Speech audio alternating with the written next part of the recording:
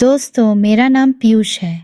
मैं पटना के छोटे से गांव का रहने वाला हूं, लेकिन पिछले 10 साल से मुंबई में रहकर जॉब करता हूं। मेरी उम्र इस समय 35 साल है। शादीशुदा हूं और मेरे बच्चे भी हैं। शादी से पहले मैंने सिर्फ अपने दोस्त की चचेरी बहन के साथ प्यार किया था। उसे भी मेरे दोस्त ने मज़े के लिए मनाया था। वैसे मैं शर्मीला बहुत हूँ, इसलिए लड़कियों से बात करने में मुझे शर्म भी बहुत आती थी, क्योंकि मेरा मन बहुत करता था और मैं कुछ बोल नहीं सकता था। हालांकि बता दूं, मेरी दिलचस्पी शुरू से ही लड़कियों से ज़्यादा भाभी में रही। यह उस समय की बात है जब मैं मुंबई में किराए के मकान में रहता, पूरे परिवार के साथ। मगर बीच में मेरे हालात कुछ ज़्यादा बिगड़ गए। मेरे माँ की तबीयत बहुत खराब हो गया, लेकिन जिस फ्लैट में मैं रहता था, वहाँ नीचे के फ्लोर पर एक भाई साहब परिवार के साथ रहते थे। वैसे बता दूं कि मेरे रिश्तेदारी से लेकर घर तक जितनी भी मेरी भाभियां हैं, सबसे मेरी अच्छी बैठती है।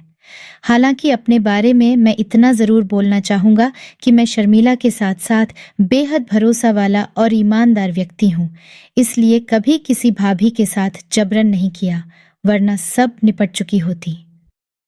मैंने बेपथी मज़ेदार पल बिताए थे, तो जैसा बताया कि नीचे वाले भाई साहब जो भाभी और अपनी 2 बेटियों के साथ रहती, उनसे कभी कभार हाय हेलो हो जाती। फिर जब मुझे वहां रहते 6 महीने से ज्यादा होने लगा, तो धीरे धीरे हाय हेलो से आगे बढ़कर हंसी मजाक होने लगा था। एक दिन मैंने उस भाभी से मजाक में ही बोल दिया, बेदर्द जमाना क्या जाने, जब दिल की जुदाई होती है तो भाभी हंस पड़ी। अब कभी कभार भाभी को फ्लर्ट करता तो भाभी भागने लगती थी।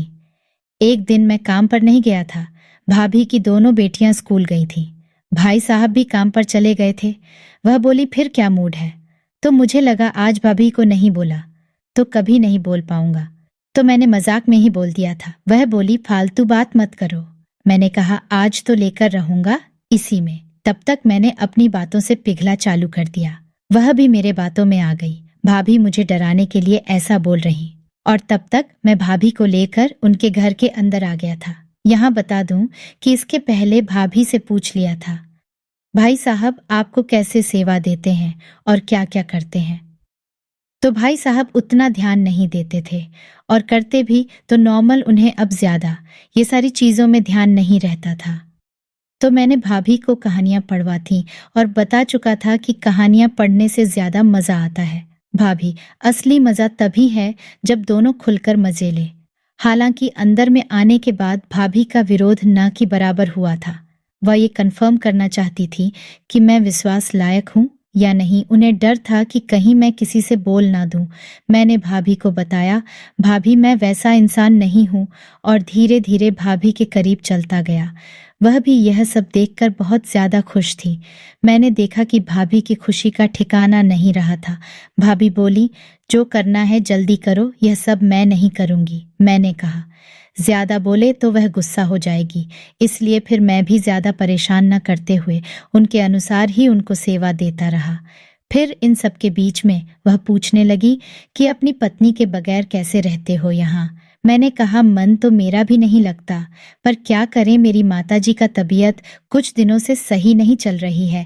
उनकी सेवा भी तो जरूरी, जिसे देखकर अब मेरे अरमान जगे हैं और सब कुछ पूरा हो रहा है। भाभी के मुंह से सुनकर तो मैं और ज्यादा खुश हो गया और जस ज्यादा मेहनत करने लगा, और करते करते हमारे काम खत्म हो गया और मेहनत रंग लाया। लगभग 3 घंटे में हमारा पूरा कार्यक्रम खत्म हो गया। इसके बाद मैं घर में आकर बहुत हल्का हल्का सा महसूस कर रहा था कि कितने महीना से बहुत भारी भारी सा लग रहा था। आज सब कुछ हल्का हो गया था। सच में भाभी ना होती तो इतना अद्भुत दिन देखने को नहीं मिलता था, वरना मैं तो शर्मा शर्मा कर रह जाता हूँ।